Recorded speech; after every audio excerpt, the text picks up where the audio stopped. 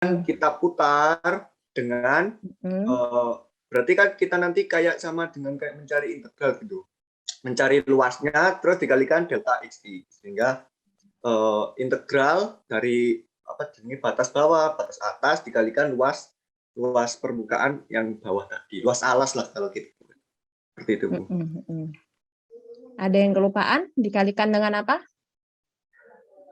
Pi. Pi ya, karena diputar ya. Nah, karena dia berputar, makanya dikalikan dengan pi. Nah, itu dia boleh diputar terhadap sumbu x dan boleh diputar terhadap sumbu y ya. Apabila diputar terhadap sumbu y, berarti batasnya itu menggunakan apa? Intervalnya. Intervalnya menggunakan x atau y? Kalau dia fungsinya fungsi y. Mungkin Y, Bu. Ayo. Fungsinya y sama dengan x kuadrat. Berarti intervalnya X. iya, kan berarti intervalnya dari x ya. Nah, sekarang kalau diputar terhadap sumbu x, berarti intervalnya Nah, contoh soal, ayo kok kayak ragu ya. Nah, coba ya, kita lihat ya contoh soalnya ya. Sebelum kalian mengerjakan. Yang R2 itu berarti dia adalah X kuadrat.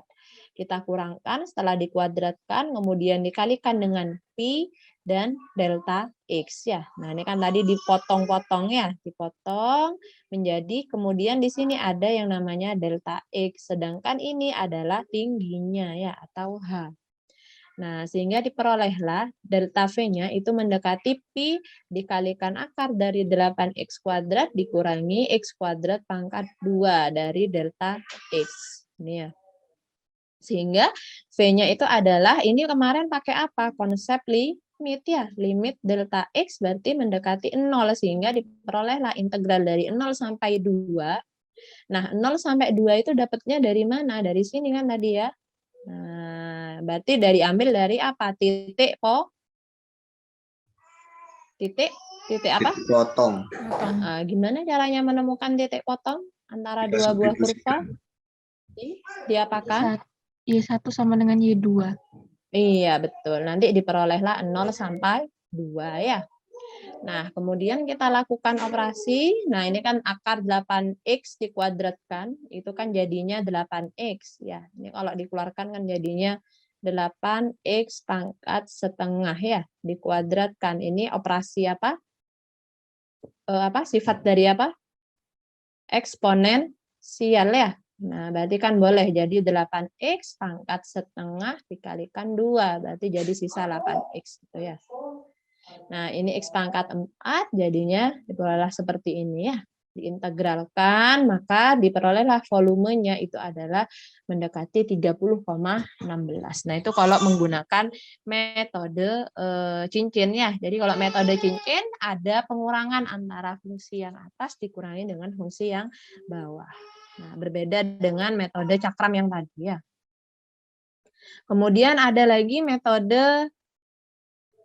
Nah, ada kalau misalkan benda pejal yang lainnya. Nah, tadi kan berupa cakram. Kemudian ada yang metode cincin, berarti itu benda pejalnya dia berupa cincin. Nah, sekarang kalau benda pejalnya diketahui misalkan seperti bujur sangkar, kemudian ada segitiga sama sisi, dan lain sebagainya. Nah, jadi penampangnya itu kan yang mempengaruhi bagaimana cara kita menentukan nilai atau menentukan volumenya. Itu dipengaruhi dari penampangnya ya. Jadi penampangnya itu seperti apa, maka baru kita bisa melakukan pendekatan terhadap volumenya. Nah, misalkan seperti ini ya, ada penampangnya dia berupa bujur sangkar. Nah, ini bujur sangkar, jadi V-nya itu sama dengan A dikalikan dengan H. Karena kalau misalkan kita tahu bahwa luas dari penampangnya itu kan sisi kali sisi ya. Nah, jadi bisa didekati dengan Fx kuadrat dikalikan dengan delta X, di mana di sini diketahui untuk yang gambar ya, untuk yang gambar yaitu berarti dari 0 sampai A dengan fungsinya yaitu Fx kuadrat. Nah, kalau misalkan segitiga sama sisi, luasnya itu dia kan setengah kali A kali tinggi. Nah, tingginya itu diperoleh dari kita menentukan pakai rumus Pythagoras ya. Nah, ini setengah, yang ini setengah. Ini kan dia setengah A. Nah, ini setengah A. Nanti diperolehlah tingginya yaitu A akar 3/4. Jadi luasnya itu kan adalah 1/4 kali A kuadrat akar 3. Berarti volumenya itu kan A kali H ya. Kan tadi sudah dijelaskan sama Bu Raffi bahwa kita mau menentukan volume itu biasanya luas alas dikalikan tingginya ya. Atau H. Ini ya. Tinggi itu kan H. Kayaknya di sini luas alasnya itu tadi 1/4 kali A kuadrat akar 3 dikalikan dengan tingginya yaitu delta X. Nah, diperolehlah seperti ini ya. Nah, ini delta X itu tebal segitiga sama sisi. Nah, ini kan didekati seperti itu. Sedangkan luas penampangnya diketahui dia berupa segitiga. Kemudian kalau contoh lain ada lagi ya. Contoh soalnya diketahui alas sebuah benda pejal yaitu berupa daerah rata-rata pada kuadran pertama yang dibatasi oleh Y sama dengan 1 dikurangi X kuadrat per 4 sumbu X dan Y. Jadi misalkan penampang yang tegak lurus pada sumbu X itu dia berupa bujur sangkar. Nah, ini kan dia berupa bujur sangkar. Nah, kemudian berarti kita mendekatinya adalah bujur sangkar itu berarti apa? Kan sisi kali sisi, ya, sisi kali sisi. Sehingga kita memperoleh di sini 1 dikurangi X kuadrat per 4, 1 dikurangi X kuadrat per 4 kali delta X ya. Nah, ini cara memperolehnya. Nah, ini kan bisa di-skip ya, karena kalian sudah bisa, yang penting kan awalannya itu dapatnya dari mana untuk mengetahui volumenya. Nah, volumenya yaitu jadi diketahui ya dari 0 sampai 2 ya. Nah, caranya dapatnya dari mana ini? Ada yang bisa bantu?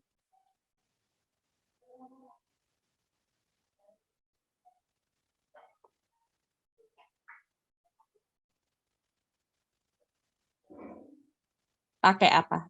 Titik potong terhadap sumbu X dan titik potong terhadap sumbu Y. Ada yang masa lupa, Nak? Halo? Kan fungsinya ini nih. Y sama dengan 1 dikurangi X kuadrat per 4. Kalau tipot terhadap sumbu X, berarti apanya yang 0? Y-nya. Ya, dapat dari situ. Makanya dapat 2. Kalau terhadap sumbu Y, tipotnya berarti X-nya kan 0. Ya kan? Makanya di sini diperolehlah titik 1,0 ya. 0,1 kok 1,0. 0,1. 0,1 gambarnya ya apa? Jangan-jangan nanti lupa. Ini apa ini? Titik apa ini? 0,1. Iya. Kalau yang ini? 2,0. Nah, dapatnya dari situ ya. Oke? Masa lupa? Opal blank melane poso. Wes sahur? Sudah, Bu. Udah. Takutnya nggak sahur, mangane kok agak ngeblank. Nah, kemudian, tadi ada metode cakram, ada metode cincin. Nah, sekarang metode kulit silinder. Nah, berarti kulitnya ya, kita mendekati menggunakan kulit silindernya. Nah, kulit silinder itu berarti dia seperti apa gambarnya? Nah, seperti ini ya, yang Ibu gambar di sini. Nah, itu kita carinya sama seperti tadi, yaitu luas alas dikalikan dengan tingginya. Nah, luas alasnya itu kan dia di sini ya. Luas alasnya ini berupa apa sih sebenarnya sih? Apa sih ini alasnya dia berupa apa sih? Lingkaran. Iya, dari situ kan awalnya lingkaran. Luas lingkaran itu apa? IR kuadrat. R kuadrat. Nah, sedangkan jari-jarinya di sini ada 2, ya kan? Makanya di sini muncullah R2 kuadrat, R1 kuadrat. Dikalikan H. Begitu, dapatnya dari situ ya, Nak ya. Nah, setelah kita lakukan sebuah operasi seperti ini, diperolehlah bahwa volumenya itu adalah 2 pi R kali H dikalikan dengan delta R. Nah, ini tebalnya ya. Nah, delta R-nya kan ini ya. Nah, itu adalah tebal dari kulit silindernya. Nah, tuh. Ini contoh soalnya. Daerah yang dibatasi oleh Y sama dengan 1 per akar X, sumbu X-nya 1 sampai 4, diputar mengelilingi sumbu Y. Nah, diputar mengelilingi sumbu Y. Berarti harus dirubah dulu nggak ini? Nggak perlu ya, karena fungsinya sudah Y sama dengan 1 per akar X. Tapi berarti kita cari batasnya, yaitu dari 1 sampai 4 di situ kan. Nah, jadi kita memperoleh 2 kali Pi kali X. Nah, ini kan tadi pakai rumus yang ini ya. Metode kulit silinder. Nih. 2 kali Pi kali R kali H kali delta R. Nah, berarti di sini diperoleh 2 kali Pi kali R. R-nya berapa di sini?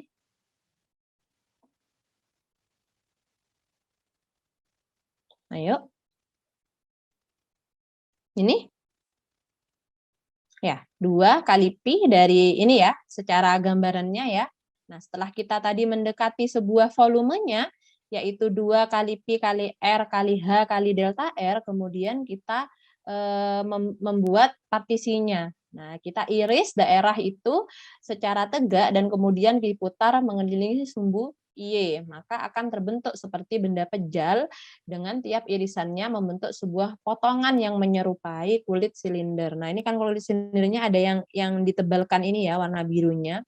Sehingga delta V yang tadi kita dekati dengan 2 kali Pi kali R, nah, itu berubah menjadi V sama dengan 2 kali Pi dari A sampai H, nah, dari A sampai B, dari X, Fx, Dx, gitu. Nah, sehingga di sini diperolehlah 2 kali Pi kali X, kok menghilang gambarnya. Nah, ini.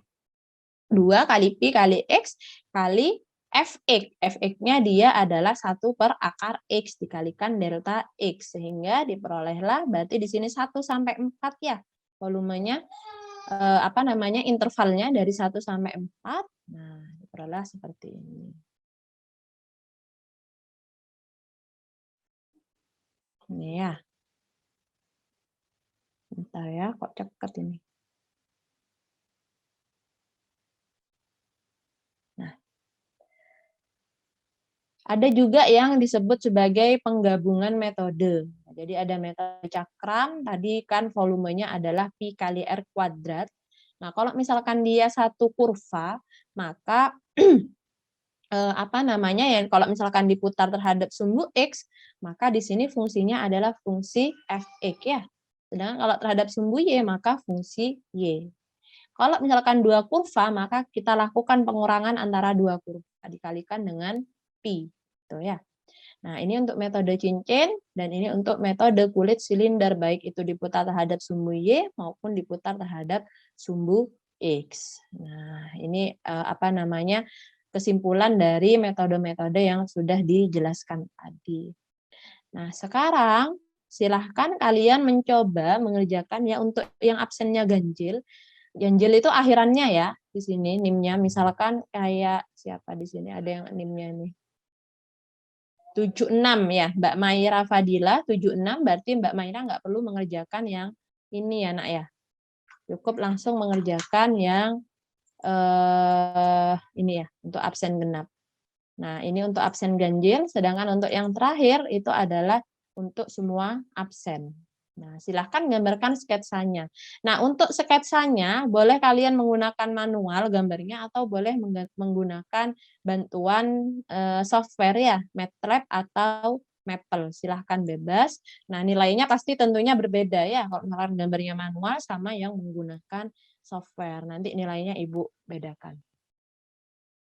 Nah, visualisasinya juga Ibu nilai ya. Nah, ini kan ada pertanyaan. Perhatikan R, kemudian kita diminta untuk mengetahui volume benda pejal yang diperoleh. Boleh menggunakan sumbu X dengan metode cincin, kemudian ada garis X sama dengan A, yaitu menggunakan kulit silinder, dan sumbu Y dengan metode kulit silinder. Nah, jadi ada A, B, C ya. Nah, ada yang diputar terhadap sumbu X, dan ada diputar terhadap sumbu Y. Nah, silahkan kalian buat visualisasinya ya. Silahkan digambar. Ini seperti apa kalau misalkan menggunakan metode cincin. dan diputar terhadap sumbu X itu seperti apa. Kemudian kalau misalkan garis X sama dengan A menggunakan plate silinder gambarnya seperti apa. Nah, silakan kalian buat visualisasinya selain menemukan rumusnya. Nah, silahkan dikerjakan dulu. Sebentar lagi misalkan ada waktu, minimal kalian menggambarnya dulu ya nak ya. Silahkan digambar dulu. Nah, Ibu kasih waktu sampai jam 9.20 ya, 9.20 lah, 9.20 kita coba lihat satu persatu ya. Minimal gambarnya dulu, nggak perlu nyari, tidak perlu mencari apa namanya hasilnya dulu ya. Minimal gambarnya dulu, misalkan nanti ada hasilnya ya boleh kita bahas bersama-sama sebelum kalian nanti mengerjakan secara mandiri. Biar lebih paham ya. Nah, oke, silahkan dikerjakan dulu. Ibu kasih waktu sampai jam 9.20 kita ketemu lagi.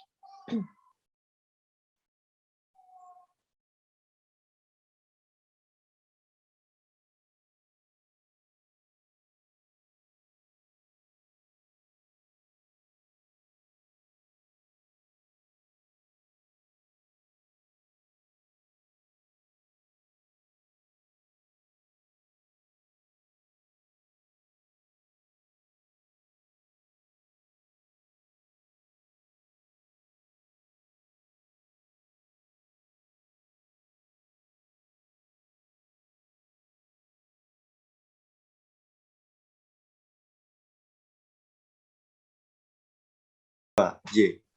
Kemudian saya coba batasnya itu 0 sampai 2, kemudian diputar secara vertikal dengan jarak 3. Sehingga tadi kan mau diputar Y sama dengan 3.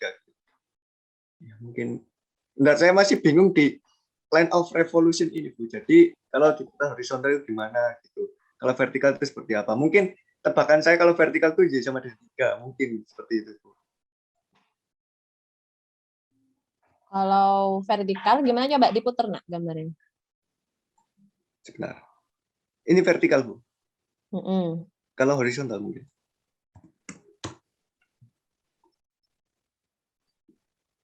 Kalau horizontal berarti dia ke sini, Bu.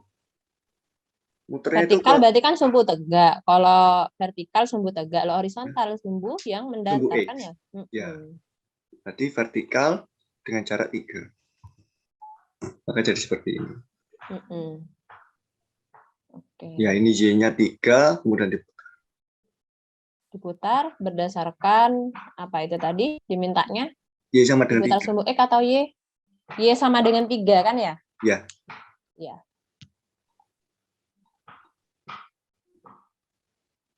Yang lainnya mungkin ada yang mau berkomentar?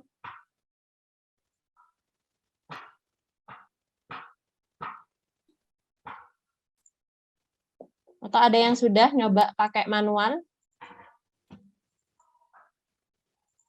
Yang pertama, pakai yang manual nggak apa-apa. Pakai garis titik-titik ya. Ini Bu, kalau diputar sumbu X, maka daerah yang diarsir ini. Kalau pakai metode cakram, kalau pakai metode cincin ini gitu. Silahkan coba.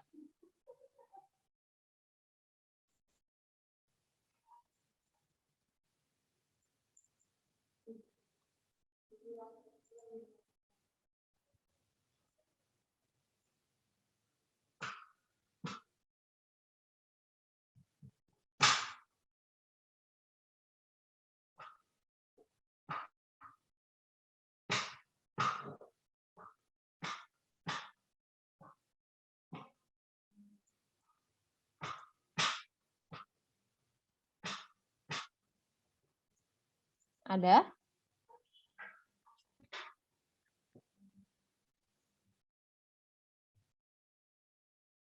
Bu, mencoba yang cincin tapi Bu yang pertama. Iya, nggak apa-apa, coba. Sebentar Ibu.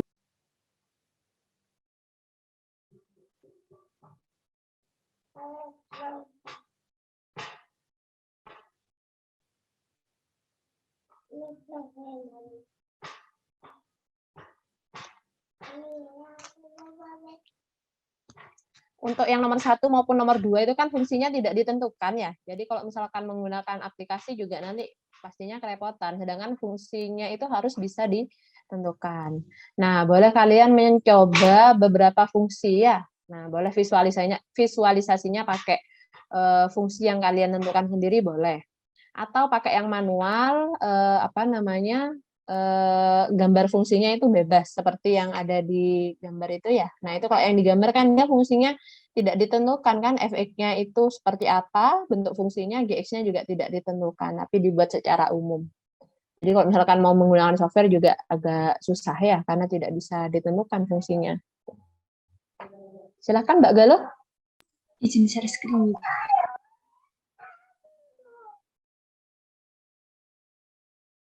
Sumbu X, Bu. Sumbu X ya. Nah, oke. Ini udah betul ya.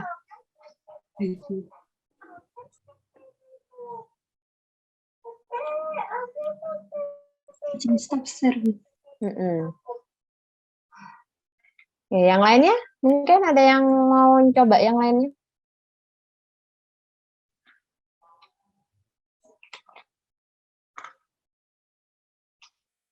Oke, nah itu tidak perlu cukup membuat rumus volumenya saja ya, kan nggak bisa dihitung juga karena nggak ada nilai AB-nya, fx-nya juga nggak ada, jadi cukup ditulis rumus volumenya itu seperti apa ya, kalau pakai metode cincin, kemudian metode cakram, dan juga kulit silinder. Nah, oke, mungkin itu bisa dilanjutkan ya nak ya, sambil silahkan kalian cari dari referensi-referensi lain. Minggu depan kita coba bahas itu dulu ya sebelum masuk ke materi yang selanjutnya. Jadi kita bahas dulu untuk yang volume biar clear ya. Mungkin itu dulu yang bisa Ibu sampaikan. Maaf ya kalau nggak bisa sampai selesai. Insya Allah minggu depan kita ketemu lagi, bahas dulu yang volume baru masuk ke momen dan pusat massa. Oke, mungkin itu yang bisa Ibu sampaikan. Terima kasih. Wassalamualaikum warahmatullahi wabarakatuh. Waalaikumsalam Waalaikumsalam warahmatullahi warahmatullahi wabarakatuh. wabarakatuh. Terima kasih, Bu Raffi.